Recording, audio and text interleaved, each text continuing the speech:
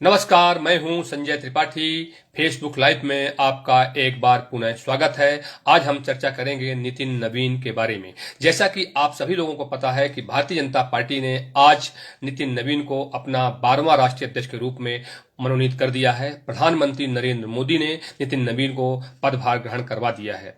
हालांकि यह पहली बार है जब इतने कम उम्र यानी 45 साल के किसी युवा नेता को भारतीय जनता पार्टी ने अपना राष्ट्रीय अध्यक्ष मनोनीत किया है। इसके पहले अमित शाह, जो वर्तमान में भारत सरकार में गृह मंत्री हैं, उन्हें भारतीय जनता पार्टी ने 49 साल की उम्र में भारतीय जनता पार्टी का राष्ट्रीय अध्यक्ष मनोनीत किया था। इसके बाद अब पुनः 45 साल की उम्र में नितिन नवीन को राष्ट्रीय अध्यक्ष मनोनीत किया गया है।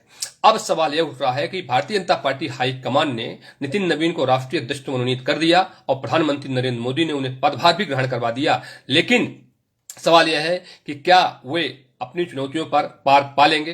तो उनके पास सबसे बड़ी चुनौती यह है कि आने वाले कुछ ही माह में देश के 5 ऐसे राज्य हैं जहां पर विधानसभा चुनाव होने वाले हैं, जिसमें पश्चिम बंगाल, आसाम, केरल और तमिलनाडु खासकर ये स्टेट हैं जहां पर विधानसभा चुनाव होने वाले हैं। भारतीय जनता पार्टी हाईकमान की कोशिश है, खासकर नरेंद्र मोदी और गृह मंत्री अमित शाह की, कि पश्चिम बंगाल और केरल में भारतीय जनता पार्टी की सरकार आए। खासकर पश्चिम बंगाल में कोशिश है कि इस बार पश्चिम बंगाल में भारतीय जनता पार्टी किसी भी तरह सरकार बनाने में सफल हो।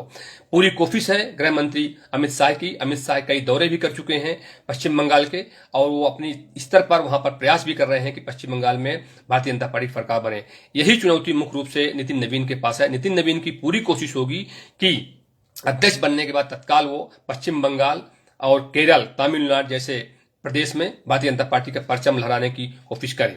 जानकारों का कहना है कि पश्चिम बंगाल में पिछले 2 बार से भारतीय जनता पार्टी प्रयास में लगी थी कि वहां पर भाजपा की सरकार बनाए, लेकिन किसी न कारणों के चलते भारतीय जनता पार्टी वहां पर सरकार बनाने में सफल नहीं हो पाई थी। लेकिन इस बार परीक्षा है खासकर नितिन नवीन की। अगर नितिन नवीन पश्चिम बंगाल में सरकार बनाने में अपने नेतृत्व में सफल हो जाते हैं तो यह उनके लिए बहुत बड़ा प्लस पॉइंट होगा। यह पूरा क्रेडिट उनके पास जाएगा कि उनके अध्यक्ष बनते ही भारतीय जनता पार्टी पश्चिम बंगाल जैसे बड़े राज्य में सरकार बनाने में सफल हुई है। इसके बाद अगर हम बात करें केरल की, तो केरल में हालांकि भारतीय जनता पार्टी के लिए बहुत सारे अवसर नहीं है, लेकिन फिलहाल केरल में भारतीय जनता पार्टी शून्य की स्थिति में है। लेकिन इस बार कोशिश होगी कि वहां पर कुछ न कुछ खाता खोला जाए, और अगर खाता वहां पर खुल गया यानी कि 10 से 12 सीटें भी वहां पर विधानसभा की भारतीय जनता पार्टी को मिल गई तो यह नितिन नवीन के लिए बहुत बड़ी उपलब्धि होगी। इसके अलावा अगर हम बात करें तमिलनाडु की, तो तमिलनाडु में भी लगभग यही स्थिति है जो स्थिति केरल में है।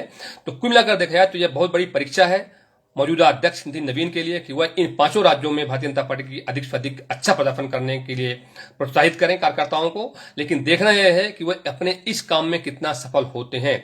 वहीं कुछ राजनीतिक जानकारों का कहना है कि नितिन नवीन के लिए परीक्षा घड़ी नहीं है, क्योंकि जब वो राष्ट्रीय अध्यक्ष बने हैं उसके कुछ ही दिनों बाद चुनाव होने वाला है। तो जो भी रणनीति भारतीय जनता पार्टी हाईकमान ने इन 5 राज्यों के लिए बनाई होगी वो अब बन गई होगी। अब वो रणनीति प्रधानमंत्री नरेंद्र मोदी और गृह मंत्री अमित शाह के द्वारा बनाई गई है। हाँ, यह जरूर है कि नए अध्यक्ष बनते ही नितिन नवीन पदभार ग्रहण करते ही जो रणनीति बनाई गई है उस पर उन्हें काम करवाना है अपने नेताओं द्वारा, अपने कार्यकर्ताओं द्वारा। यह उनके लिए बहुत बड़ी परीक्षा घड़ी रहेगी।